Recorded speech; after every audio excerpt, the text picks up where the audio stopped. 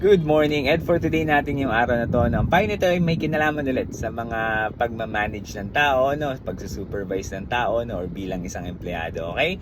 So may mga pagkakataon sa work na yung mga supervisor natin, manager natin, TL natin, no? Hindi natutuwa sa ating ginagawa. Kumbaga hindi nila na-appreciate yung mga ginagawa nating bagay. Like for example, yung success natin, hindi sila natutuwa dyan, no? Even yung sabihin natin congratulations or binabati kita, ginagalingan mo, good job, walang ganon, no?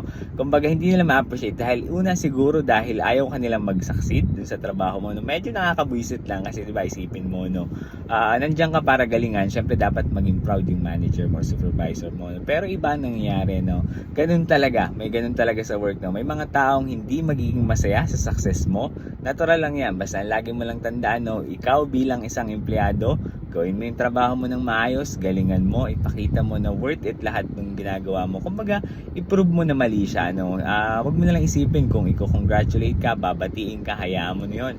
Basta gawin mo yung trabaho mo, galingan mo, no? Ipakita mo sa kanya na tipong hindi kita hahayaan na alam mo yun, mangibabaw sa akin, o, diba? Ang lalim. Basta lagi mong galingan, no? Kahit sabihin natin walang appreciation sa yung boss, manager, or TL, okay? So yun lang yung aking ed for today. Kung nagugustuhan mo yung mga content ko, huwag mo kalimutan, supportahan ako dito sa aking Facebook, TikTok, at YouTube. Yun lamang. Salamat!